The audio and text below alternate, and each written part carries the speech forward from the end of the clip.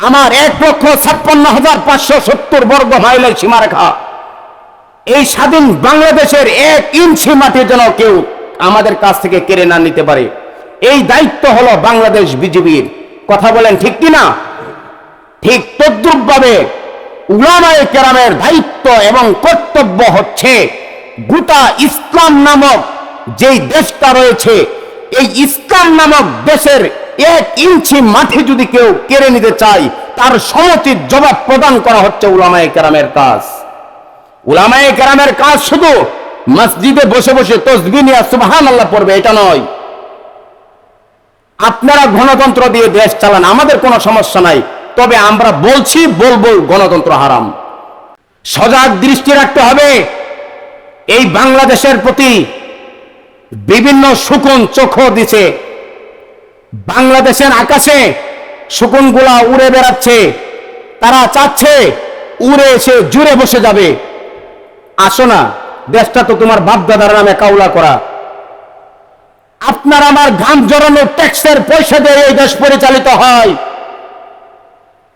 অতএব এই দেশে যদি কোনো ব্যক্তি ক্ষমতা এবং সে সুষ্ঠুভাবে নির্বাচিত হয়ে ক্ষমতায় আসে, আসার পর ইসলাম মাইনাস করে, এই দেশের জনগণকে মাইনাস করে সে তার ব্যক্তিগত মত দিয়ে এই দেশে শোষণ করবে, আর সম্ভব নয়। আমরা দেখেছি মোহতারাম হাজিরিন, অল্প দিনের এমপি সাহেব কানাডার বেগম পাড়ায় সে 5 তলা 10 তলা বাহিবানা। তা এমপি সাহেব টাকা এত কোথায় পাও? আরেকজন আছে না, খুব লাফালাফি করছে অল্প কিছুদিন, এই যে আমাদের পাশেরই, নাম বললে চিনবেন, সুমন, খুব লাফালাফি করছে, খুব সামসামি করছে। আরো উল্লেখযোগ্য কিছু আছে। এবং ইসলাম বিদ্বেষী শক্তি যেগুলা, ইসলাম বিদ্বেষী, বিশেষ করে মুরগি চোরা শাহরিয়ার কবির এবং আরো আছে অনেকগুলা। একজন আছে উলামায়ে কেরামের নামে লিস্ট করে, তুরিন আফরিন। হয়েছিল কিনা এই ঘটনাগুলা? বাহ, মনে হয়তো এই দেশের জনগণ মনে হয়তো তোমাদের কাছে বারাটিয়া হিসাবে থাকে। জানো না তুমি এই দেশের সম্পদের মালিক এই দেশের জনগণ। এই দেশের জনগণের ঘাম জড়ানো ট্যাক্সের পয়সা দিয়ে তোমার রাষ্ট্র পরিচালনা করতে হয়। অতএব এই দেশে যদি যে কেউ ক্ষমতায় আসতে চা, এই দেশের জনগণের মেন্টেজ নিয়ে তার ক্ষমতায় আসতে হবে। দিনের ভোট রাত্রে মারবা, আর রাত্রের কাজ তোমরা সকালে করবা, আর সুযোগ নাই এই দেশে, আর এখন সুযোগ নাই। এজন্য মোহতারাম হাজিরিন, সোচ্চার থাকতে হবে, টপ করে যেন কেউ না আসতে পারে। টপ করে আসতে গেলে দপ করেও আমরা দিয়ে দেব ইনশাআল্লাহ। এজন্য সজাগ থাকতে হবে, ইসলাম নিয়ে যেন কেউ ছিনিমিনি না খেলতে পারে। সে যে কেউ হোক না কেন, কোন আলেমও যদি ইসলামের বিরোধিতা করা শুরু করে, সেই আলেমের বিরোধিতাও ইনশাআল্লাহ আমরা একমাত্র আল্লাহর জন্য করব। যে কোনো দল যদি ইসলামের বিরুদ্ধে কোনো কথা বলে, সেই দল আমরা 5 সেকেন্ডের মধ্যে প্রত্যাহার করব মোহতারাম হাজিরিন। তার কারণ হচ্ছে বারবার যেহেতু আমরা রক্ত দিয়ে ধুয়ে মুছে এই দেশটা পরিষ্কার করেছি, এজন্য সজাগ দৃষ্টি রাখতে হবে। এই স্বাধীন বাংলাদেশের 1 ইঞ্চি ভূখণ্ড যেন কেউ না নিতে পারে, এই জন্য আমাদের কাজ করতে হবে। এবং কোন ইসলাম বিদ্বেষী, কোন ইসলাম বিরোধী ষড়যন্ত্র যেন এই দেশে আর না চলতে পারে। অনেক চলছে, দেশ নিয়ে ষড়যন্ত্র অনেক হয়েছে, আর যেন না হয়। ইসলাম নিয়ে ষড়যন্ত্র যেন আর না হয়। মনে রাখবেন আমাদের মাথা আমরা দিতে জানি, কিন্তু মাথার উপর থেকে কিন্তু আমরা টুপি দিতে জানি না। মনে রাখবেন, কারণ আমরা তো ওই দেশে বসবাস করি যেই দেশের জাতীয় কবি কাজী নজরুল ইসলামের কণ্ঠে উচ্চারিত হয়, শির দেখা নাহি দেখা আমামা। ঠিক আমরা ওই দেশে বসবাস করি এবং আমাদের জাতীয় কবির কণ্ঠেও আমরা এই কথাই বলবো। আমরা কল্যাণ দিতে জানি, কিন্তু আমাদের কাছ থেকে কখনো ইসলামকে আমরা কাউকে দিতে জানি না। প্রয়োজনে জীবন দেব, আমাদের স্ত্রীদেরকে আমরা বিধবা করব, আমাদের সন্তানদেরকে আমরা এতিম করব, গোটা দুনিয়া আমরা ধ্বংস করে দেব, কিন্তু তারপরেও ইসলাম আমরা ছাড়তে পারবো না। মোহতারাম হাজিরিন, এমন প্রতিজ্ঞা আমাদের করতে হবে। এই প্রতিজ্ঞা নিয়ে আমাদের সামনে অগ্রসর হতে হবে। এজন্য মুহতারাম হাজিরিন, আল্লাহ তাআলা বলছেন, ইন্নাদ-দীনা ইনদাল্লাহিল ইসলাম। বান্দা, আমি আল্লাহ তাআলার কাছে সবচাইতে প্রিয় ধর্ম, আমি আল্লাহ তাআলার কাছে একমাত্র মনোনীত ধর্ম হলো ইসলাম। কোনটা? ইসলাম। মুহতারাম হাজিরিন, আল্লাহ তাআলা আপনাকে আমাকে এই ইসলাম ধর্মের মধ্যে আল্লাহ তাআলা আমাকে জন্মগ্রহণ করেছেন। এটা আপনার আমার জন্য খুশনসিব কিনা বলেন? খুশনসিব। আল্লাহ তাআলা যদি ইচ্ছা করতেন হিন্দুর ঘরে আপনাকে আমাকে জন্ম দিতে পারতেন। পারতেন কি পারতেন না? পারতেন। বৌদ্ধর ঘরে পারতেন কি পারতেন না? ইহুদির ঘরে প্রেরণ করতে পারতেন, কোন খ্রিস্টানের ঘরে প্রেরণ করতে পারতেন। পৃথিবীর মধ্যে যত ধর্ম অবলম্বী আছে তাদের ঘরে আমাদেরকে বা আপনাদেরকে প্রেরণ করতে পারতেন কি পারতেন না? এটার জন্য কি কারো কাছে মামলা চলতো? পৃথিবীর কোন আদালতে মামলা করার কোন শক্তি ছিল? শক্তি ছিল না। আল্লাহ তাআলা আপনাকে আমাকে কত মহাব্বত আর ভালোবেসে আদর করে মায়া করে মুসলমানের ঘরে জন্ম দিয়েছেন এবং ইসলাম ধর্ম অনুযায়ী আপনাকে আমাকে চলার তৌফিক দান করেছেন। বলেন এটা আল্লাহ তাআলার শুকরের বিষয় কিনা? বলেন আলহামদুলিল্লাহ। আর জোরে বলেন আলহামদুলিল্লাহ। মুহতারাম হাজিরিন, এমন একটা ধর্ম পেয়েছি আমরা, যেই ধর্মটা আল্লাহ তাআলার কাছে একমাত্র মনোনীত ধর্ম। কত খুশনসিব আপনার আমার। আপনাকে আমাকে কোন ব্যক্তি আয়েশা কালেমার দাওয়াত দিয়ে আমাদেরকে ইসলামে প্রবেশ করেছেন, বিষয়টি এমন না। আপনি আমি মুসলমানের ঘরে জন্মগ্রহণ করেছি, এটা আমাদের জন্য আপনার জন্য খুশনসিব। একটা সময় ছিল এই গোটা পাক ভারতবর্ষ, আমাদের বাংলাদেশ পাকিস্তান সহ খ্রিস্টান ইংরেজরা শাসন করেছে। ইংরেজরা শাসন করেছে, তখন আমার এই বাংলাদেশ নামে কোনো ভূখণ্ড পৃথিবীর ইতিহাসে ছিল না। তখনকার এই সময় এই গোটা পৃথিবীর ইতিহাসে প্রমাণ করে আমাদের বাংলাদেশ সহ এটা হিন্দুস্থান নামে পরিচিত ছিল এটা হিন্দুস্থান নামে। এদের কাছে এই সুদূর ইয়ামান থেকে শাহজালাল মুজাদ্দিদে ইয়ামানি সহ আরো অনেক বুজুর্গ আল্লাহওয়ালারা এসে কালেমার দাওয়াত দিয়েছেন। এই হিন্দু মুসলমান, এই হিন্দু ভাইদের কাছে কালেমার দাওয়াত প্রদান করে আপনাকে আমাকে তারা মুসলমান বানিয়েছেন।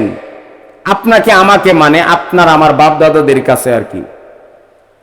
তো আমাদের কাছে কোন ব্যক্তি কালেমার দাওয়াত নিয়ে আসে নাই, আপনি আমি সরাসরি মুসলমানের ঘরে জন্মগ্রহণ করেছি। এটা আপনার আমার জন্য খুশনসিব। আর যেহেতু আল্লাহ তাআলার কাছে মনোনীত ধর্ম একমাত্র ইসলাম, আর এই ধর্মের মধ্যেই যেহেতু আপনি আমি প্রবেশ করেছি, এটা আরো ডাবল শুকরিয়ার বিষয়। এখন আমরা মনে করতেছি ইহুদি খ্রিস্টানরা আপনার উপরে আমার উপরে বিভিন্ন ভাবে পাকড়াও করে, দেখি আপনার চাইতে আমার চাইতে ভালো চলে, আমরা মনে করতেছি আহারে কত সুন্দর চলে, আর আমরা মুসলমানরা। এটা দেখে আপনি আমি আক্ষেপ করতে পারি। দোস্ত, আল্লাহর রাসূল সাল্লাল্লাহু আলাইহি ওয়াসাল্লাম হাদিসের মধ্যে ইরশাদ করেন, এই পৃথিবীর মধ্যে আল্লাহ তাআলা ইহুদি খ্রিস্টান বা অন্যান্য জাতিদেরকে দুনিয়াটা তাদের জন্য জান্নাত স্বরূপ দিয়েছেন। খাও মনে যা চাই, ব্যবহার করো মনে যা চাই, পরপারের জিন্দেগিতে আর তোমরা পাইবে না। পরপারের জিন্দেগি তোমার দ্বারা সম্ভব না শান্তি উপভোগ করা। এই জমিনের মধ্যে যা ইচ্ছা তাই করে ফেলাও, বুক বিলাসিতার জীবন তাদের এই জমিনের মধ্যে। আর মুসলমান যারা একমাত্র আল্লাহকে বিশ্বাস করবে, আল্লাহর রসুলকে মানবে, আসমানের কিতাবগুলা তারা গ্রহণ করবে, এদের জন্য হলো এই দুনিয়াটা পরীক্ষার হল। এই জমিনটা তোমাদের জন্য পরীক্ষার হল স্বরূপ আমি আল্লাহ দিয়েছি। এই পরীক্ষার হলে যদি তোমরা পাস করতে পারো, তারপরে না তুমি রেজাল্ট ভালো হবে তো পুরস্কার পাইবা, রেজাল্ট খারাপ হইলে পুরস্কার পাইবা না। অতএব এই জমিনের মধ্যে আপনি আমি যত কষ্ট করি, সেটা হলো মনে রাখতে হবে এটা হলো আপনার আমার পরীক্ষার হল। এই পরীক্ষার হলের মধ্যে যদি আপনি আমি ভালো কিছু করি, পরকালের জিন্দেগির মধ্যে আপনি আমি সুখে থাকতে পারবো। আর হলের মধ্যে যদি আপনি আমি খারাপ কিছু করি, রেজাল্ট তো খারাপ আসবেই। আর পরীক্ষার মধ্যে রেজাল্ট যখন আপনার আমার খারাপ আসবে, পুরস্কারের আশা করাটা বোকামি ছাড়া আর কোনো কিছু হতে পারে না। কথা বলেন ঠিক কিনা?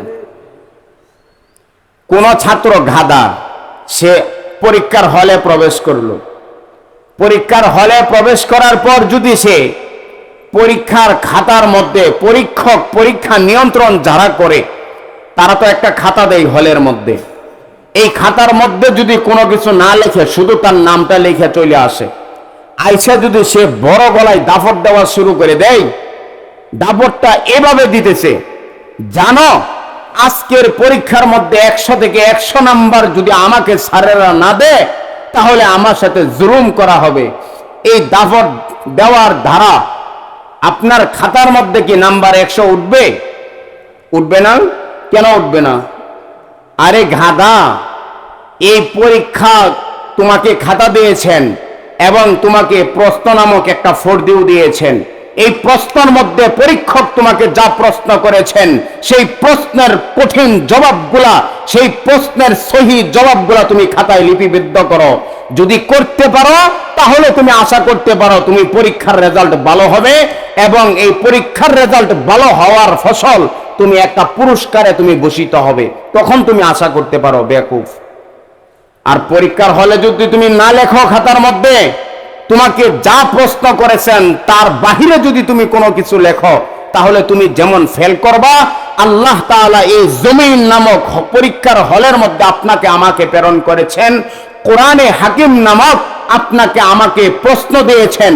এখানে যা প্রশ্ন করেছেন, সঠিক উত্তর যদি আপনি আমি দিতে পারি, বা সঠিক কাজ যদি আপনি আমি করে যাইতে পারি, তাহলে পরকালের জিন্দেগি আমরা আশা করতে পারি আল্লাহ তাআলা আপনাকে আমাকে জান্নাত দিতে পারেন কিনা।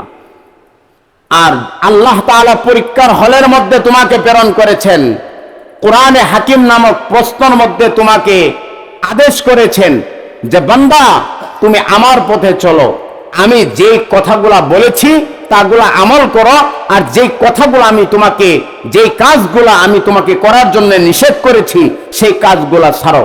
এখন এই কথাগুলা না মাইনে আপনি আল্লাহ তাআলা যে কাজগুলা করার জন্য আপনাকে আমাকে আদেশ করেছেন, এই কাজগুলা করি না, আর যে কাজগুলো করার জন্য আপনাকে আমাকে নিষেধ করেছেন, সেই কাজগুলো বেশি বেশি করতেছি। এই বেশি বেশি এই কাজগুলা করে জান্নাতের আশা করা বোকামি ছাড়া আরো কোনো কিছু হতে পারে? আওয়াজ দিয়ে বলেন, হতে পারে? এই জন্য মুহতারাম হাজিরিন, আল্লাহ তাআলা বলতেছেন আমার কাছে একমাত্র মনোনীত ধর্ম হলো কি? ইসলাম। আওয়াজ দিয়ে বলেন কি? ইসলাম আল্লাহর কাছে একমাত্র গ্রহণযোগ্য ধর্ম। পরকালের জিন্দেগির মধ্যে হাসরের ময়দানে একমাত্র আল্লাহ তাআলার আদালত থেকে, জাহান্নাম থেকে মুক্তি পাওয়ার একমাত্র ধর্মের নাম হলো কি? ইসলাম। ইসলাম ছাড়া বিকল্প কোন রাস্তা নাই আল্লাহ তাআলার এই তৈরি জাহান্নাম থেকে মুক্তির। ইসলাম আমাদেরকে যে পথ দিয়েছেন, ইসলাম ধর্ম যেটাকে বৈধতা দিয়েছেন, সেটা আমাদের করতে হবে। ইসলাম ধর্ম আপনাকে আমাকে যেটা আদেশ দেন নাই বা বৈধতা দেন নাই, সেই পথটা আপনাকে আমাকে পরিহার করতে হবে। আজকের আলোচনার সারমর্ম কথা হলো এটা। আরেকটা মেসেজ হচ্ছে মুহতারাম হাজিরিন, সময় একেবারেই কম, তারপরেও কেউ মনে কিছু নেবেন না। এই জাতির উলামায়ে কেরামের কিছু দায়িত্ব রয়েছে। একজন আলেমের দায়িত্ব বলতে আমরা মনে করি সে আলেম হয়েছে, মসজিদে নামাজ পড়াবে, আমার ভাই মারা গেছে তার জানাজারটা পড়ায় দিবে, লাশটা ধুয়ে দিবে, কবরস্থ করে দিবে, এবং তার আরেকটা কাজ হলো ঈদের নামাজটা পড়াবে, আমরা মাঝে মাঝে একটু দোয়া চাবো, সে আমাদের জন্য দোয়া করবে। এতটুকুন একজন আলেমের কাজ। এটা আমরা অনেকেই মনে করি। এটা আমরা অনেকেই মনে করি। একজন আলেমের কাজ কি জানেন? তার আগে একটা উদাহরণস্বরূপ আপনাদেরকে বলি। বাংলাদেশের সীমানা রক্ষার জন্য বিজিবি আছে না নেই? আছে। তাদের কাজ কি? আপনার ঘর পাহারা দেওয়া। তাদের কাজ কি? দেশ রক্ষা করা। আমার 1,56,570 বর্গ মাইলের সীমারেখা, এই স্বাধীন বাংলাদেশের 1 ইঞ্চি মাটি যেন কেউ আমাদের কাছ থেকে কেড়ে না নিতে পারে, এই দায়িত্ব হলো বাংলাদেশ বিজিবির। কথা বলেন ঠিক কিনা? ঠিক তদ্রুপ ভাবে উলামায়ে কেরামের দায়িত্ব এবং কর্তব্য হচ্ছে গোটা ইসলাম নামক যেই দেশটা রয়েছে, এই ইসলাম নামক দেশের 1 ইঞ্চি মাটি যদি কেউ কেড়ে নিতে চায়, তার সমুচিত জবাব প্রদান করা হচ্ছে উলামায়ে কেরামের কাজ। উলামায়ে কেরামের কাজ শুধু মসজিদে বসে বসে তাসবিহ নিয়ে সুবহানাল্লাহ পড়বে এটা নয়। আপনারা গণতন্ত্র দিয়ে দেশ চালান, আমাদের কোনো সমস্যা নাই, তবে আমরা বলবো গণতন্ত্র হারাম।